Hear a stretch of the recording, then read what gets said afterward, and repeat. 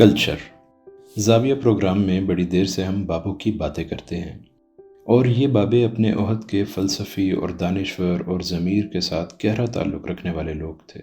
जिन्होंने अपने इर्द गिर्द अपने माहौल से, अपने ज़मीनी माहौल से बहुत सारी खुशियाँ और आसानियाँ इकट्ठी करके हमारे हवाले की और वर्से में हमारे लिए बहुत कुछ छोड़ गए। मुझसे ख़ास तौर पर फरमाइश की गई कि कल्चर के बारे में कुछ आपकी खिदमत में अर्ज़ करूँ। इस एतबार से शायद आज का प्रोग्राम थोड़ा सा मुख्तलिफ हो, लेकिन मैं कोशिश ज़रूर करूँगा कि आसानी से इन मुश्किल मराहिल से गुज़र जाऊँ जो हमारी ज़िंदगी के कल्चर की तलाश के सिलसिले में या कल्चर को डिफ़ाइन करने में पेश आते रहे हैं या आते हैं। ख़वातीनो हज़रात, कल्चर के बारे में तकरीबन 62 के करीब मुख्तलिफ़ डेफिनेशंस या इसके बारे में बातें मेरी नज़र से गुजरी हैं। माहिरीन इल्म इंसान और इल्म माशरियात किसी ख़ास हतमी नतीजे पर नहीं पहुँच सके। यानी हमारी बहुत लाइक एंथ्रोपोलॉजिस्ट बेनेडिक्ट जैसी खातून या फ्रांस के बहुत बड़े आलम लेवी स्ट्रास से फिर अदबी लेवल पर टी.एस. एलियट, इन सब ने इसकी डेफिनेशन की है। लेकिन मैं सच्ची बात यह है कि हौसला करके और दिल पर पत्थर रख कर बड़ी जुर्रत के साथ समझता हूँ कि मगरिब वालों को कल्चर की सही डेफिनेशन यूँ करनी नहीं आती कि वो कल्चर को इंसानी ज़िंदगी के साथ ही वाबस्ता समझते हैं। ये ज़िंदगी जो हम गुजार रहे हैं, लेकिन इसके लिए इस ज़िंदगी को दूर तक फैलाने की ज़रूरत है। जब तक आप ज़िंदगी को, जिसका ताल्लुक़ पैदाइश और मौत के दरमियानी हिस्से से नहीं बल्कि ज़िंदगी के इस लामतनाही सफ़र से है जो हेयर से हेयर आफ्टर तक चला जाता है, तो इन बेचारों को यही ज़िंदगी और इसी का इल्म है और इसके बारे में जानते हैं। इसलिए वो अक्सर व बेशतर यही कहते रहे कि किसी तयशुदा, किसी मखसूस, किसी ग्रोह इंसानी के आपस में ताल्लुकात, इनके एतक़ादात, इनके खेल खिलौने, इनका उठना बैठना, उनकी जुर्रत और सदाकत इनके कल्चर का हिस्सा हैं और हिस्सा बनते हैं। हम इसको तस्लीम करते हैं। वाकई ये बात ठीक है और सही है, लेकिन मैं समझता हूँ जब तक ज़िंदगी के साथ आप मौत को शामिल नहीं करेंगे, इस वक्त तक ज़िंदगी का पूरा मकसद वाज़ेह नहीं होता। ये बहुत अहम चीज़ है और ख़ास तौर पर हमारे लिए ये समझना बहुत ही आसान है जहाँ पर हम अपनी ज़िंदगी का नजराना पेश करके मौत ख़रीदते हैं और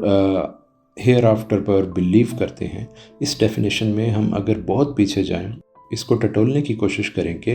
कल्चर दरअसल क्या है, तो आप मुझसे ज़्यादा बेहतर जानते हैं कि मिलाद आदम से लेकर अब तक इंसान कदीम ज़माने में, पत्थर और धात के ज़माने से भी पहले ज़माने में इंसान पहली दफ़ा अकेला बैठ के ये सोचने पर मजबूर हुआ और इसने अपनी ज़ात के साथ 5 बहुत अहम सवाल किए और इसका जवाब निकालने की कोशिशें करता रहा। पहला सवाल इसका ये था, ये जो मेरे इर्द गिर्द कायनात है, ये सूरज, चाँद, बादल, सितारे, बिजली, ज़लज़ले, तूफ़ान, समंदर, ये क्या है और ये सब चीज़ें कहाँ से आई हैं और कैसे आई हैं। दूसरे ने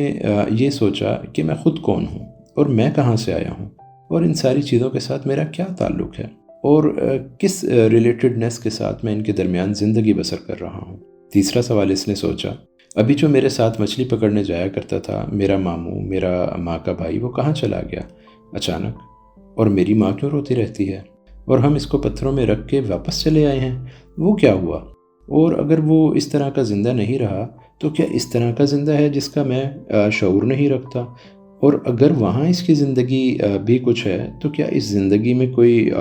ऑब्जेक्शन ऑडिट होता है कि पीछे कैसी ज़िंदगी बसर करके आया हूँ या नहीं। ये 5 सवाल इंसान की ज़िंदगी के गिर्द घूमते हैं, मेरे, आपके, हमारे पुरखों के, हमारे बुज़ुर्गों के, और इन्होंने इन 5 सवालों के जवाब अपनी अपनी इस्तेदाद और अपनी सोच और अपने मुशाहिदे और तजर्बे के मुताबिक निकाले।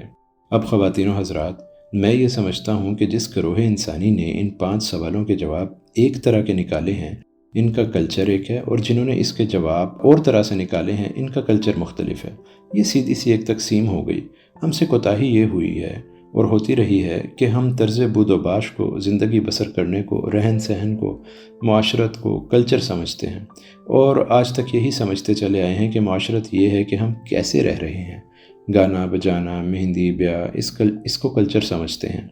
ये यकीनन कल्चर का एक हिस्सा हो सकता है, लेकिन सारा नहीं, क्योंकि वो 5 सवाल जो हैं वो इससे मुख्तलिफ हैं और इससे मावरा हैं। अब जब 5 सवालों के जवाब आपने तो नहीं निकाले, आपके बड़ों ने निकाले हैं और वर्से के तौर पर दे दिए थे, फिर आपके लिए ये बहुत मुश्किल हो जाएगा कि आप इन लोगों के साथ मिल कर रहें इस तरह से जिस तरह से इन लोगों के ग्रोह ने सवालों के जवाब निकाले। आपके अपने हैं, उनके अपने हैं, آپ ایک زمین پر بڑی آسانی کے ساتھ زندہ رہ سکتے ہیں، لیکن سوالوں کے جواب کے حساب سے آپ کا کلچر اور ہوگا، ان کا کلچر اور ہوگا۔ ہم یہ سمجھنے لگتے ہیں، کوئی کہے گا کہ بابا دیکھو ہم بھی وہی گانے گاتے ہیں، ہمارے فوک سانگ بھی وہی ہیں، ہم بھی گانا گاتے ہیں، جتی کھل دی مروڑا نہیں جھل دی، وہ بھی یہی گاتے ہیں، ہم بھی مہندی پر وہی گاتے ہیں، تو ہمارا کلچر ایک ہی ہوا نا۔ نہ آپ یہ کہہ سکتے ہیں کہ آپ کے فوک گیت ایک جیسے ہیں، آپ کے رہنے سہنے کا، آپ کا بود و باش کا طریقہ ایک ہو سکتا ہے، آپ کا لباس، لیکن ہرگز آپ کا کلچر جس کو آپ ثقافت کا نام دیتے ہیں وہ نہیں ہے اور بالکل مختلف ہے۔ پھر آپ سے یہ سوال کیا جاتا ہے کہ یہ آپ خود اپنے آپ سے سوال کرتے ہیں کہ کیا ایک ہی سرزمین میں رہتے ہوئے اور ایک سا پانی پیتے، ایک سی روٹی کھاتے ہوئے اور ایک ہی معاشرت بسر کرتے ہوئے اور ایک انداز زیست اپناتے ہوئے، کیا ہمارے اندر ایک ہی انٹروین نہیں کر جاتا؟ آپ اس میں مدغم نہیں ہو جاتے ان کے ساتھ؟ تو آپ اسے جب کبھی آپ کو موقع ملے غور سے دیکھیں گے کہ باوجود اس کے معاشرتی انداز، رہنے سہنے کا طریق یہ بالکل ایک جیسا ہے، لیکن پیچھے پس منظر میں ہمارے لاشعور سے بھی بہت پیچھے ہمارے آرکیٹائپ نے جو طے کیا تھا، ہم اس کے مطابق زندگی بسر کر رہے ہیں۔ باوجود اس کے ہمارا روزمرہ کا چلن بظاہر نظر آتا ہے کہ ہم اس طرح کے لوگ ہیں جس طرح کے ہیں۔ اب آپ کے ساتھ ایک عجیب و غریب واقعہ گزرا ہے، اور وہ یہ کہ جب کسی عظیم بڑے کلچر کا دباؤ آپ پر پڑا ہے، آپ پر، خاص طور پر اس کمیونٹی پر جس میں آپ رہ رہے ہیں، اور اس نے قبول کیا اور اپنے کئی سوالوں کے جواب نکالے ہوئے چھوڑ کے اس نے نئے سوالوں کے جواب اپنا لیے، اور اس سے کہا آج سے میرا ایمان یہ ہے جو سوالوں کے جواب ہیں، تو آپ میں بالکل تبدیلی پیدا ہوگی۔ اب کتنی بڑی تبدیلی پیدا ہوئی کہ جس طرح سے ایک نہایت ترش آم کے اوپر ثمر بہشت کا پیوند لگتا ہے، اکثر لوگ آپ سے یہ کہتے ہیں ہماری گراس روٹس، ہمارا جو درخت ہے اور اس کی روٹس تو وہی چلی آ رہی ہیں اور اس کا تنا بھی وہی ہے، لیکن اب ہم پہچانے جاتے ہیں کہ ثمر بہشت کے درخت کے طور پر اب ہم کھٹی امبی نہیں ہیں۔ تو جب بھی کوئی کسی سے کہے گا یہ ثمر بہشت کا درخت ہے، اور جب آپ پھل لائیں گے، ہر سال پھل دیں گے، جب بھی دیں گے تو اس کا پھل اس پھل سے مختلف ہوگا جو پہلے ہوا تھا۔ اب یہ اکثر مجھ سے پوچھا جاتا ہے کہ کیا دوسرے کلچر اپنے کلچر پر اثر انداز نہیں ہوتے؟ میں عرض کرتا ہوں کہ دوسرے رہن سہن، بود و باش تو اثر انداز ہوتے ہیں، اور وہ تو آپ اپنی روزمرہ زندگی میں تبدیلیاں کر لیتے ہیں، لیکن آپ کے کلچر کا جو مضبوط تنا ہے وہ قائم رہتا ہے، باوجود اس کے کہ خواتین و حضرات آپ کی جڑیں جو ہیں وہ پرانی چلی آ رہی ہیں۔ میں نے پیوند کی مثال دی، یہ ذرا سی آسانی سے سمجھ میں آ سکتی ہے۔ اگر کبھی ایک خطہ زمین پر، ایک چھوٹے سے خطہ زمین پر 5 مرلے کی جگہ پر 2 درخت ہوں، ایک جامن کا ہو، ایک آم کا ہو، اور دونوں درختوں کے پتے اور شاخیں آپس میں ایک دوسرے کے ساتھ ملی ہوئی ہوں، اور دونوں درخت کاربن ڈائی آکسائڈ کھا کے تن و مند ہو رہے ہوں اور آکسیجن چھوڑ رہے ہوں، دونوں درخت اتنے قریب ہوں کہ شاید نیچے ان کی جڑیں بھی ایک دوسرے کے ساتھ پیوست ہوں اور چکر کاٹتی ہوں، اتنی قربت اوپر بھی نیچے بھی، ہوا کے لینے میں بھی، نشو و نما حاصل کرنے میں بھی، پانی بھی اسی جگہ کا لے رہے ہوں، اور یہ سب چیزیں لینے کے باوصف آم جب اپنے سوالوں کے جواب نکالے گا، جامن جب اپنے سوالوں کے جواب نکالے گا تو اور نکالے گا، حالانکہ وہ ایک ہی جگہ پر ہیں۔ کبھی بھی ایسا نہیں ہوگا کہ جڑوں کے آپس میں ملنے پر کوئی کچھ نہیں ہوگا، کوئی فرق، تبدیلی نہیں آ سکتی، شکل و صورت، اس کے پتے، چھال سب جیسے نظر آئیں گے۔ آپ کہیں گے لیکن جواب نکالنے میں فرق پڑ جائے گا، جواب وہی ہوگا اس کا جو چلا آ رہا ہے۔ مجھ سے بھی یہ کہا گیا اور کہا جاتا ہے کہ اگر ہم اپنے پرکھوں کو دیکھیں تو ان میں یہ بات آپ کو نظر آئے گی کہ ان کی تہذیب، ان کا تمدن جو ہے وہ آپ کے اوپر اثر انداز ہوتا ہے ان جڑوں کے ذریعے سے۔ تو ایک روز میں نے اس پاتال میں جانے کی کوشش کی جو گراس روٹ کے حوالے سے مجھ کو نیچے لے جا سکتا تھا، تو میں بہت نیچے اتر گیا، اتنی دور کہ میں ہڑپا بھی کراس کر گیا، موہنجو دڑو بھی کراس کر گیا، اور آگے جا کر میں نے دیکھا ایک بہت بڑا گیٹ تھا، اس کا دروازہ، اور وہاں ایک چوکیدار گیٹ پر تھا۔ اس نے کہا تم کہاں جا رہے ہو؟ میں نے کہا میں اندر جا رہا ہوں اس شہر میں داخل ہونے۔ اس نے کہا نہیں، تمہیں پہلے بتانا پڑے گا کہ تم کون ہو۔ میں نے کہا میں انسان ہوں۔ اس نے کہا انسان کوئی شناخت نہیں، تم بتاؤ کس نسل سے ہو، کس ورژن سے تعلق رکھتے ہو۔ میں نے کہا میں انسان ہوں۔ اس نے کہا نہیں، یہاں تم براہمن ہو یا کھتری ہو یا ویش ہو یا شودر، تو تم بتاؤ کون ہو۔ تو میں یہ نہیں کہہ سکتا تھا کہ میں براہمن ہوں، میں نے کہا میں ویش ہوں۔ اس نے کہا ٹھیک ہے آپ اندر چلے جائیں اور آپ کو اجازت ہے۔ آگے ایک اور چوکیدار کھڑا تھا۔ اس نے کہا بہت اچھا تو آ گیا، مہاراج ادھیراج کا جو ہاتھی ہے وہ نکلنے والا ہے جو چکر لگائے گا، تو اس کے پیچھے ڈھولک بجاتا ٹل بجاتا جا، کیونکہ مہاراج کی پوجا ہے وہ ضروری ہے، ہمارا حصہ ہے۔ تو میں نے اس کے ہاتھ سے گھڑیال لے لیا اور اس کے پیچھے پیچھے بجاتا چلا۔ اور بھی نوجوان لڑکے تھے، مہاراج کے ساتھ سارے شہر کا جو چکر تھا وہ ہم نے پورا کیا، واپس آ گئے تھکا ہارا۔ شام کے وقت جب میں اپنے گھر گیا تو میری ماں نے مجھ سے کہا تیری بہن کا شوہر یعنی تیرا بہنوئی فوت ہو گیا، تو تیری بہن جوان ہے، طاقتور ہے، تیرا باپ بڈھا ہے، ہم نے اس کو اٹھا کر چتا میں پھینکنے کی کوششیں کی ہیں، یہ مانتی نہیں ہے، تو آ گیا ہے، اس کو پکڑ، اس کو چتا میں پھینک۔ تو میں نے اس کو اٹھایا، میں طاقتور آدمی تھا، اور لے جا کر جلتی ہوئی چتا میں اس کے خاوند کے ساتھ بھسم کر دیا، اور یہ سین اپنے بہت پاس سے دیکھ رہا تھا۔ جب میں باہر آیا تو میں نے دیکھا یہ تفریق انسانوں کے ساتھ اس تیزی کے ساتھ چل رہی ہے، تو میں نے خدا کا شکر ادا کیا کہ مجھ کو یہ حکم مل چکا ہے کہ گورے کو کالے پر اور کالے کو گورے پر، اجمی کو عربی پر اور عربی کو اجمی پر کوئی فوقیت حاصل نہیں ہے۔ اور آج سے 1400 برس قبل یہ ڈیموکریسی تو آ جائی ہے نا، ہم مانیں یا نہ مانیں۔ اب یہ بات الگ ہے کہ ہم اس پر عمل کر سکیں یا نہ کر سکیں، یہ ہماری بدقسمتی ہے۔ جس دن ہمارا پیوند لگا تھا ثمر بہشت کا، اس کے ساتھ ہی یہ پرچی ٹانگ دی گئی تھی۔ میں یہ سمجھتا ہوں ہماری امت اتنی مختلف ہے دنیا کی ساری امتوں سے کہ اس کے اوپر ایک اور ثقافت کا اثر ہوا اور شدت کے ساتھ ہوا، اور یہ پورے کے پورے ان کے ساتھ 90 ڈگری پر گھوم گئے، اور انہوں نے سوالوں کے جواب کو اپنا لیا اپنی خوشی کے ساتھ اور اپنی ایمانداری کے ساتھ اور اپنے دل کی لگن کے ساتھ کہ آج کے بعد ہم صحیح۔ اب ایک مشکل پیدا ہوتی ہے، مجھ سے کبھی پوچھتے ہیں کہ جی آپ یہ بتائیں، اس طرح سے تو بہت دھچکا سا لگتا ہے نا جی، کیونکہ ہم اکثر یہ سوچتے رہے ہیں کہ یہ ہمارا کلچر ہے، تو جو ہمارے ارد گرد کے لوگ ہیں جن میں ہم رہتے بستے رہے ہیں وہ کس طرح سے ایک دم سے ہم سے مختلف ہو جائیں گے۔ میں کہتا ہوں نہیں، وہ بالکل مختلف نہیں ہوتے۔ اس کو میں اور آسانی کے لیے آپ کو ایک مثال دیتا ہوں کہ فرض کریں ہم جہاز کے اوپر سمندر کا سفر کر رہے تھے اور اچانک سمندر بھر گیا اور طغیانی آ گئی اور لہروں کی لپیٹ میں جہاز آ گیا، اور جیسا کہ کہانیوں میں ہوتا ہے جہاز بالکل تختہ تختہ ہو گیا اور ہم لوگ ایک تختے پر چمٹ کر ایک جزیرہ قریب تھا وہاں آ گئے۔ اب مختلف قوموں کے لوگ، مختلف بولیوں کے لوگ وہاں جمع تھے، تو ظاہر ہے کہ میں نے اس گروہ کی قربت اختیار کی جو میری بولی سمجھتا تھا، اس سے آسانی ہوتی ہے، اور میں ان کے پاس جا کر بیٹھتا تھا،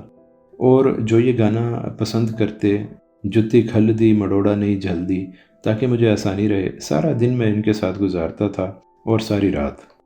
تو زندگی اس آس میں اچھی بسر ہو رہی تھی کہ اب کوئی ہمیں آئے گی باہر سے مدد، تو ہم شاید اپنے گھروں کو واپس جائیں، لیکن بہت زیادہ وقت وہاں پر گزر رہا تھا۔ میں دن تو ان کے ساتھ گزارتا تھا اور اپنا سارا وقت بھی ان کے ساتھ گزارتا تھا، لیکن جب مجھے یہ خدشہ محسوس ہوا کہ میری آخری ایام آ گئے، اچانک مرنے لگا ہوں، تو میں نے اپنے انہی لوگوں سے کہا کہ اس گروہ کو جو انڈونیشیا والے ہیں اور جن کی بولی میں نہیں سمجھتا، ان کے حوالے کر دینا،